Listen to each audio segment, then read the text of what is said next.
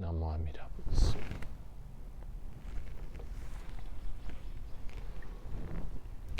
Well, welcome once again to Kahului Hongwanji Buddhist Temple's YouTube Sunday service. Today's service is for June 27th, 2021, and our service today includes our family gratitude remembrance, in which those who have memorial services during this month of June are being remembered. During the YouTube service, we don't read the names, but in our in-person service in the temple on this same day, we will read the names of those who have memorial services during June, and also the names of anyone else who people have asked to be remembered.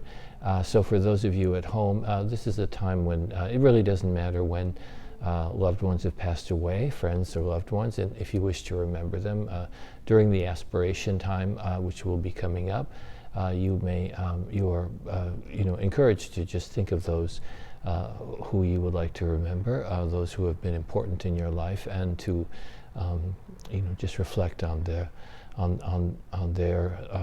lives and your gratitude for them at that time.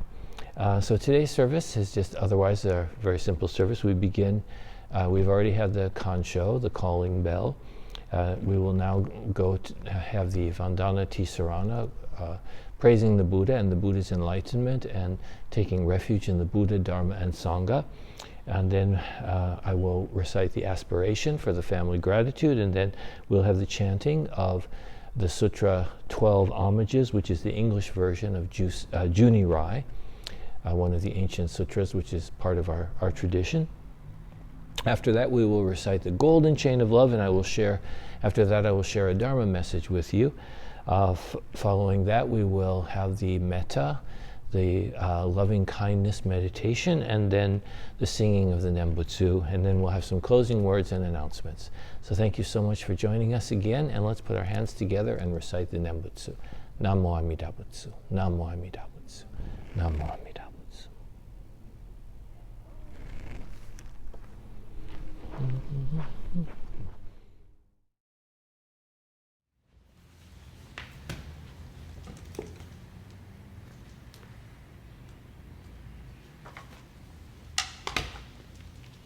Namo Amida Butsu, Namo Amida Butsu, Namo Amida Butsu.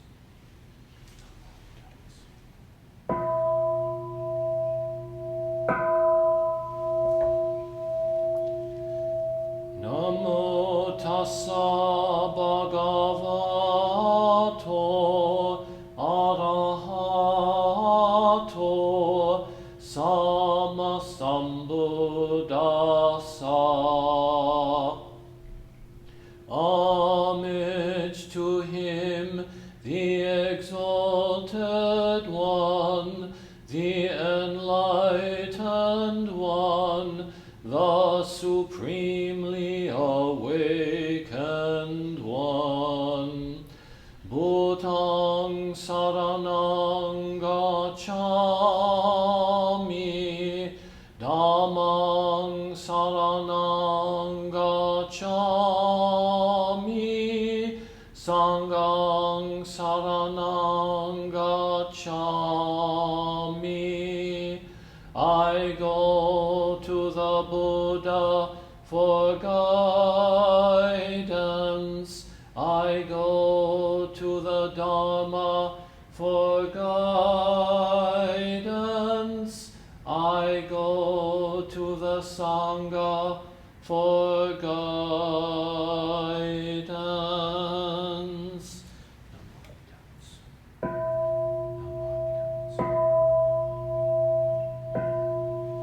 Namo Amida Butsu, Namo Amida Butsu, Namo Amida Butsu, Namo Amida Butsu, Namo Amida Butsu. Namo Amida Butsu, Namo Amida Butsu, Namo Amida Butsu, Namo Amida Butsu.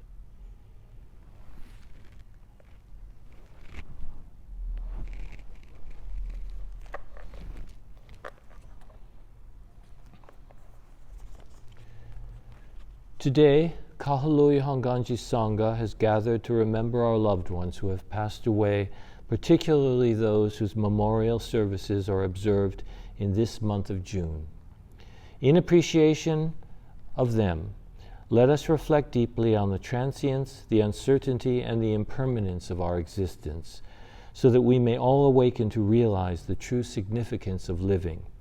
May we live our lives as an expression of appreciation for the limitless kindness we constantly receive, each and every moment, and let us seek to repay our debt of gratitude to all of our departed loved ones for the great benevolence that they have bestowed upon us. In deep awareness of the many blessings we constantly receive from others, let us repeat the name which is true reality itself, measureless light, boundless life. Namo Amida Butsu. Namo Amida Butsu. Namo Amida Butsu. Namo Amida Butsu. Namo Amida Butsu. Namo Amida Butsu. Namo Amida Butsu. Namo Amida Butsu.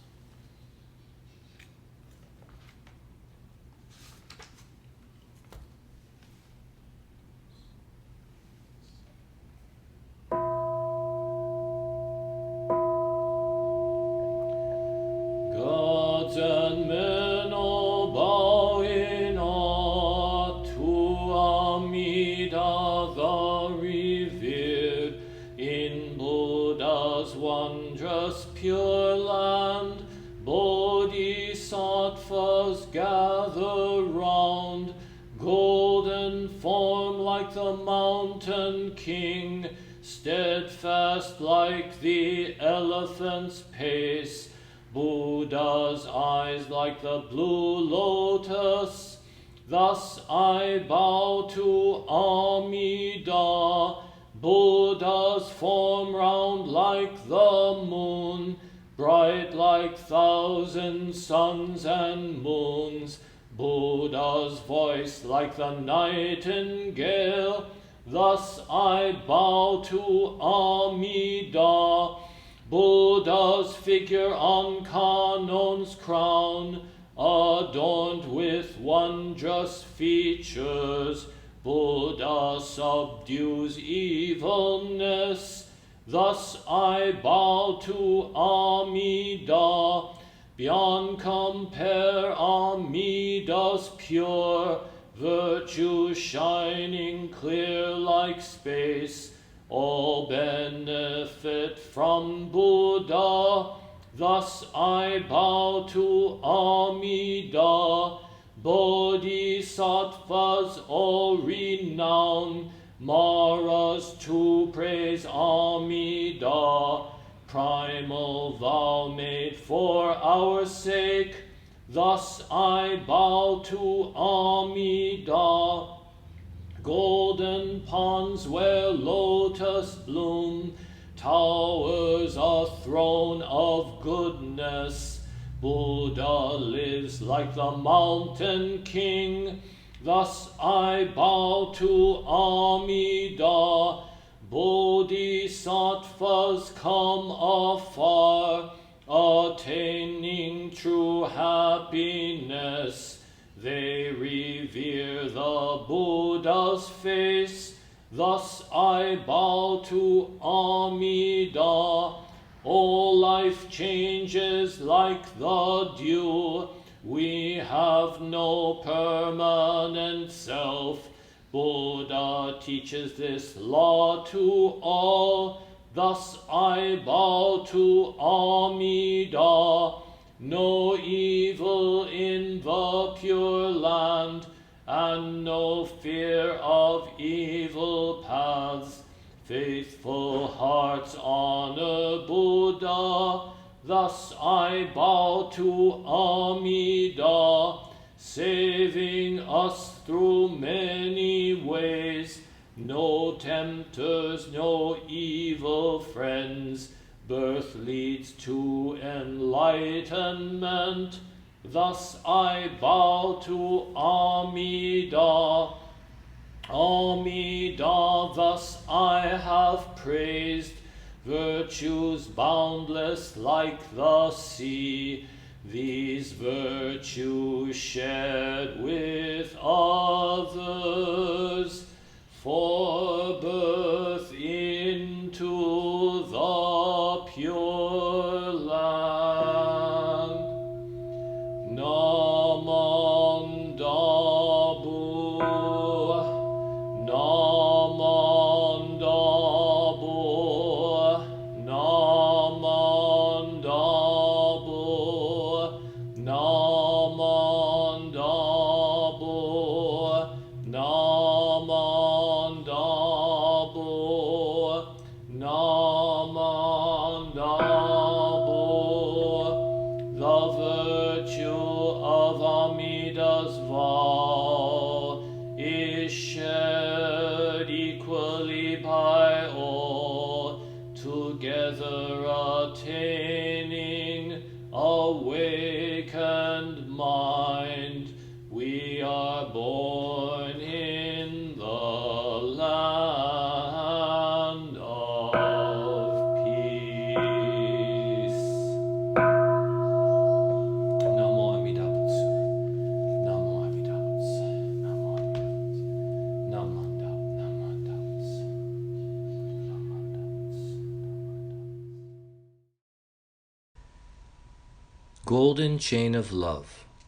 I am a link in Amida Buddha's golden chain of love that stretches around the world. I must keep my link bright and strong. I will try to be kind and gentle to every living thing and protect all who are weaker than myself. I will try to think pure and beautiful thoughts, to say pure and beautiful words, and to do pure and beautiful deeds, knowing that on what I do now depends not only my happiness or unhappiness, but also that of others. May every link in Amida Buddha's golden chain of love become bright and strong, and may we all attain perfect peace. Namo Amida Butsu. Namo Amida Butsu. Namo Amida Butsu. Namo Amida Butsu. Namo Amida Butsu.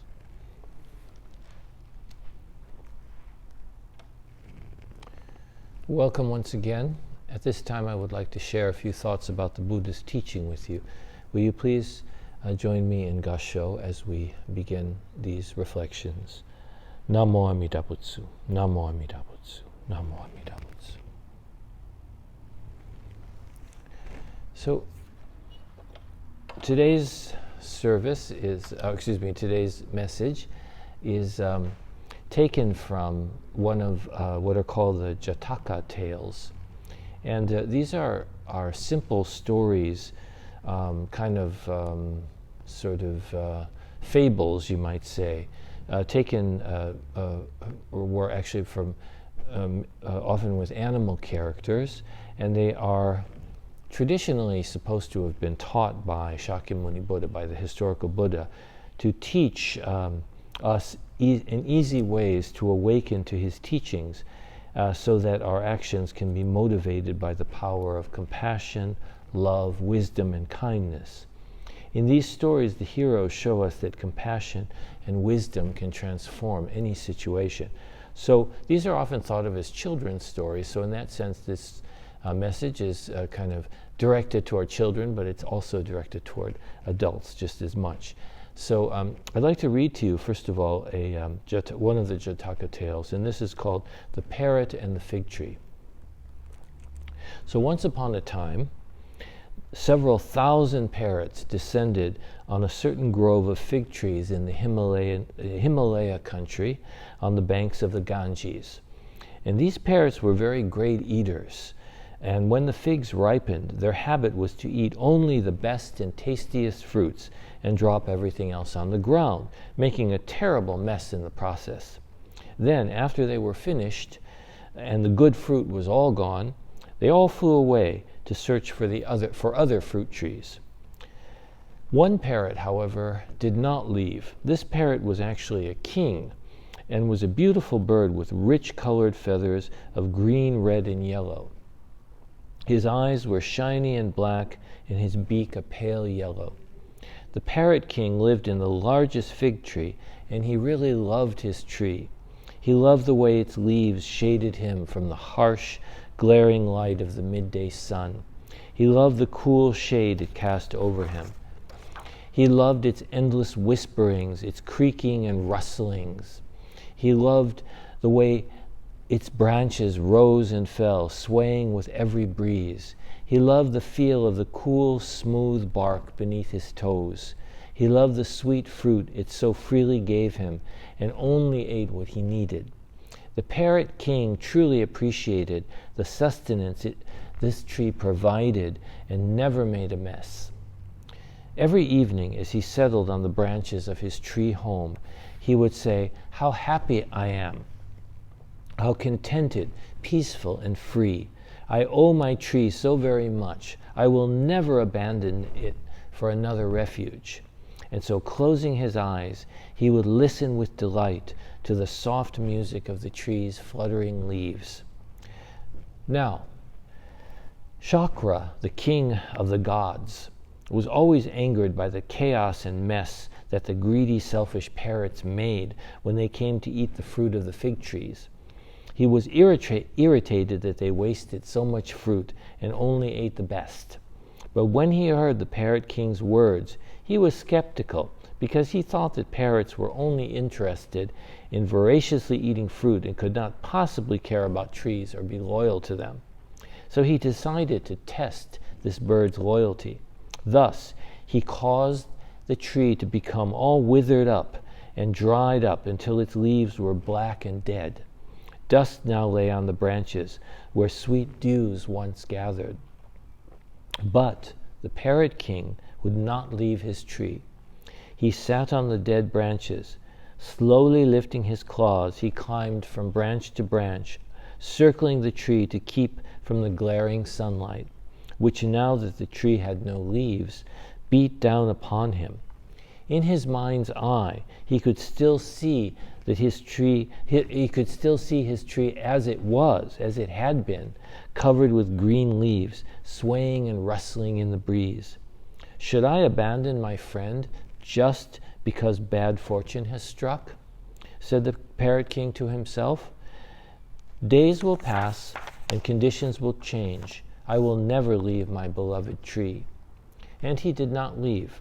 Day after day, month after month, the Parrot King remained loyal to his tree and felt happy and content. Perched on the dead branches, he watched the sun rise and set and did not abandon the tree that he loved. Seeing the Parrot King's loyalty and commitment and contentment, Chakra sent a golden breeze and the tree returned to life. New buds formed, green leaves unfolded, fruits swelled, and the dust blew away. Full of joy, the Parrot King sat sheltered once again among the green leafy branches of his beloved tree. "Little bird," said Chakra, the whole universe is brought to life by a steadfast and faithful heart. Even the gods smile when meeting one who has attained such unwavering patience, peace, and contentment. While outwardly you may only be a little bird, inwardly you bear the gift of life. Live contented with your tree, and may all beings be contented like you. The steadfast little Parrot King, once again enjoying the tree's fruits, rubbed his beak against the cool, smooth bark. He was very happy and very contented. So that's the end of the story. And I like this story. It has a lot of different meanings, I think. It's sort of a parable about devotion to the Dharma, about devotion to the Buddha, the Sangha, the Buddhist teaching, and so on.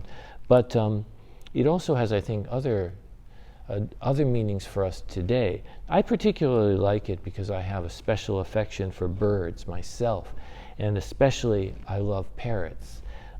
I have lived with a number of parrots over the years, over the course of my life, and I know from experience that they can be very messy and wasteful, just like the parrots in the story who scurry around eating only the best and tastiest fruits and dropping everything else on the ground.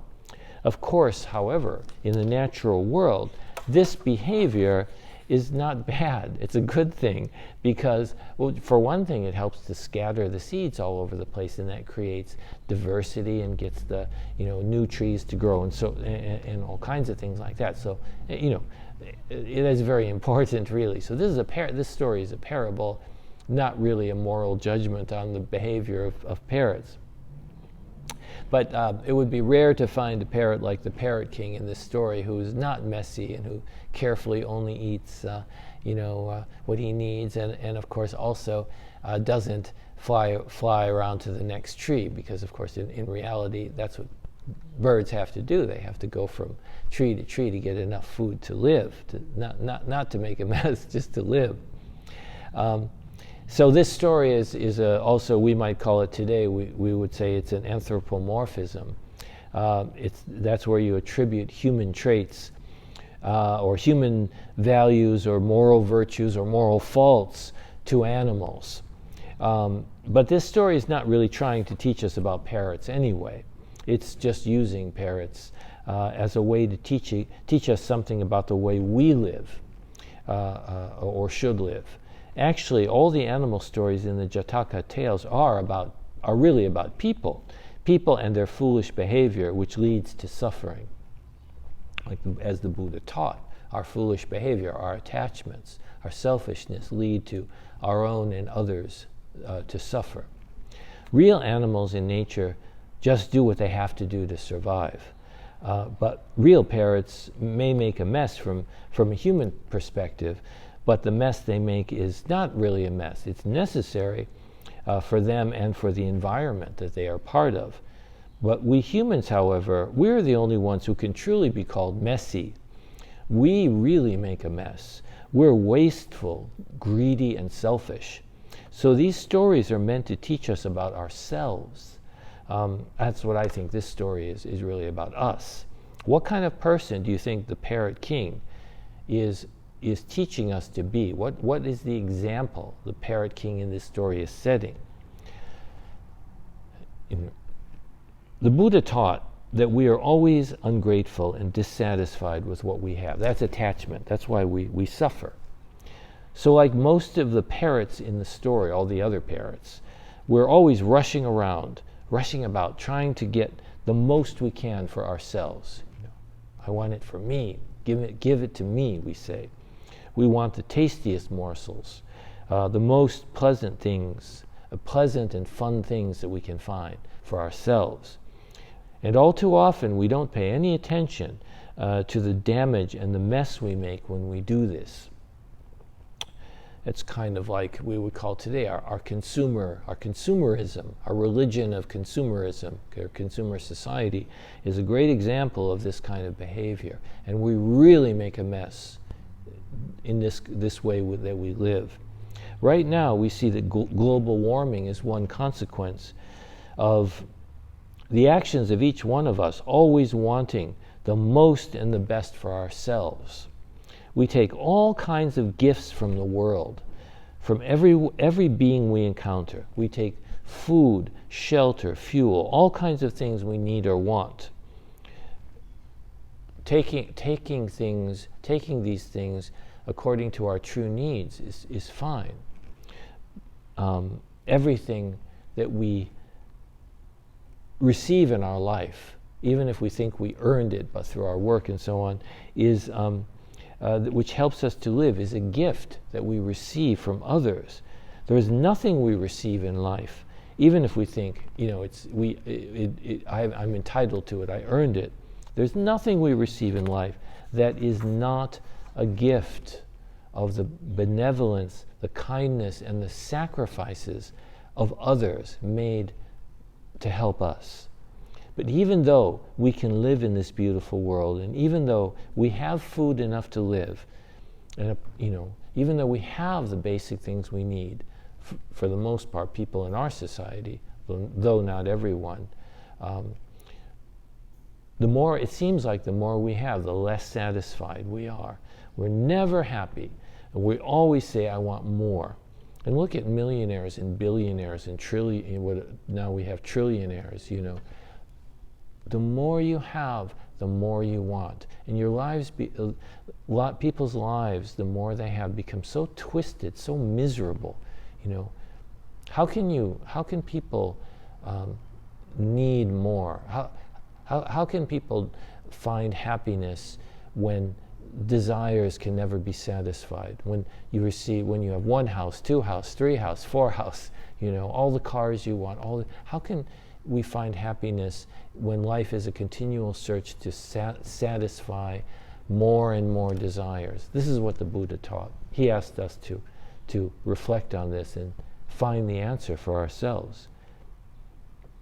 We always say, whatever we receive, this is our human nature, our attachments. Now I finally got this thing that I wanted, but it's not what I wanted. It's not good enough. I want something else. That's our consumerism. Always need the next model, the newest model. And of course, the newest model is always coming out, right? Whatever we want is not big enough. It's not expensive enough, or it's not the right color, whatever it is. Or in our interactions with others, we feel we're not being treated correctly, we're not getting enough attention, not getting enough praise. We want everyone to look at us and somehow fulfill our inner desire to feel how we think we should feel about ourselves. We want others to make us happy. That's what we do. We just take everything and hardly ever even say thank you. So we are all very deeply self-centered in this way. I think the Parrot King in the story really teaches us something important.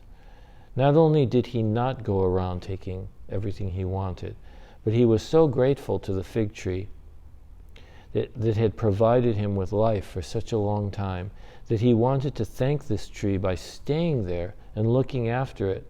He wanted to take care of it even when it was at its worst, in its worst condition, really hopeless, all dried up, covered with dust, no leaves. Even though the Parrot King was suffering, there was no shelter no shade from the harsh sunlight, He stayed with his tree because he was grateful to his tree. Most of us often use each other to get what we want, and then we walk away without any expression of gratitude. Like the other parrots in the story, we just gobble everything up, leave a mess, and then we move on. That's what we do. But the Parrot King did not do that. He cared about the tree, and he felt that it was his friend. Good friends do not use each other. They support each other. That's how the Parrot King understood it. Of course, the Parrot King liked figs just as much as any other parrot, but even when his tree had no figs, he chose to stay with it in gratitude for all the figs it had given him and all the other things it had given him in the past. So I think we can learn a lot from the Parrot King. Though we need many things to live in this world, we always need to be grateful for what we receive. Nowadays we treat the earth just like the other parrots in the story treated the fig trees in the forest. We just take and take and take and leave big messes wherever we go. We have to stop and reflect, stop taking so much, and start to be a true friend to this wonderful earth that has taken such good care of us for so long. We need to take less and give back more. If we can start being true friends to the world around us, people, animals, plants, and trees, all the living creatures that share this beautiful world with us, I think we might be able to be truly happy like the Parrot King. Buddha taught that happiness can only come when everyone is happy together, when everyone has what they need. The Bodhisattva way is to say, I will practice and work and struggle to perfect myself, but I will not accept any reward, any of the cause, the result of my work, unless I can bring everyone along with me, unless everyone is enlightened, everyone is raised up, everyone is brought to true happiness, then I will rest and accept my own happiness. That's the Bodhisattva way. That's what Amida Buddha represents, that wish for the happiness, for the complete fulfillment of all beings. We can only truly have enough in this world for ourselves when each of us shares what we have with others. So we all are operating on the principle that there's only enough for me. I have to get everything I can for myself, and I don't care what happens to others. That's the principle that the world, the economies of the world have been operating on. Get it as much as you can, and the people who don't get anything or fall through the cracks, well, that's just their luck, right? Their bad luck. Buddha, but all true religions have emphasized this time and time again. The only when we share what we have with others do we have enough, truly have enough for ourselves. It's a different kind of enough when we know that that everyone together has what they need. We can create that happiness in our own life, in our own living. We can do our part to bring that kind of world into being, just like the Parrot King did. This wonderful world we live in is like the parrot's fig tree. It's really not that big, and it's kind of fragile. So let's start to appreciate it and take good care of it, and then we'll see if all the leaves will come back and all the fruit will begin to grow and ripen once again. So thank you very much for listening, and please join me now as we recite the Nembutsu. Namo Amida Butsu. Namo Amida Butsu. Namo Amida Butsu.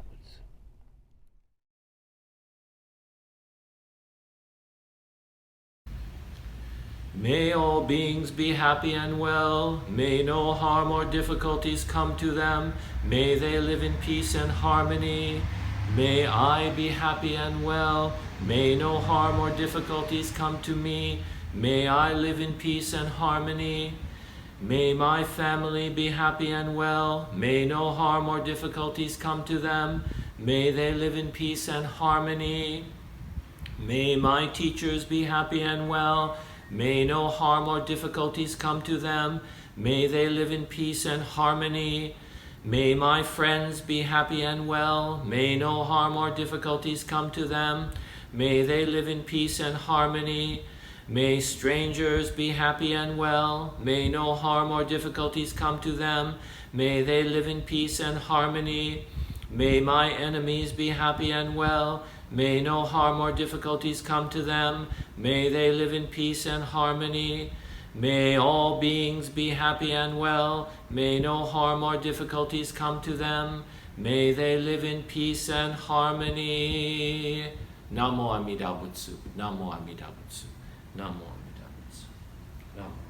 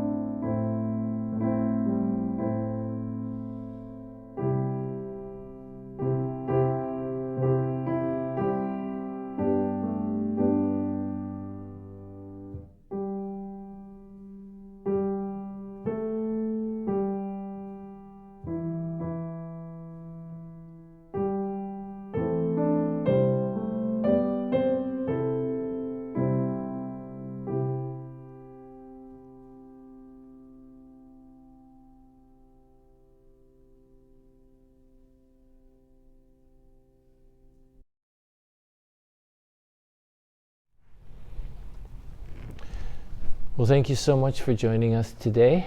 I hope that this service had some meaning for you and you were able to take something of value away with you. I just have a couple of announcements today. As I've been announcing in previous services, we will be having our first year Obon memorial services on July 17th and 24th. So this is the service where we remember those who have passed away since last Bon season. And we will have on those 2 days, those 2 Saturdays, the 17th and 24th, we'll have 2 services on each day, at 10 a.m. and 4 p.m. And if you are interested, if you would like to have someone remembered at those services, we will automatically be notifying those who had funerals in the last year. But if there's anyone else you would like to have remembered, feel free to call the temple and contact us, and we will be happy to add anyone to the list. And if you are coming to the service, you would like to come and have a preference for one of the 4 Saturdays, also you can discuss that with our secretary. So thank you very much. Now,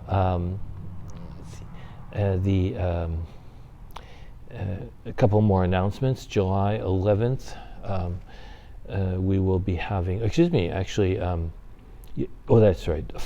July 4th, we'll just be having our YouTube service, online service. July 11th, we will have an in-person service next month. And we'll also be having an in-person service on July 25th, which will also be our Bon major service. So on all 4 Sundays in July, we will be having the YouTube service, but on the 11th and the 25th, we will also be having in-person. So if you have any questions, please call the office. So you can look at the scrolling text following the at the end of the video for more information. So thank you very much, and please stay well, and we'll see you next time. Let's put our hands together and recite the Nembutsu. Namo Amida Butsu. Namo Amida Butsu. Namo Amida Butsu.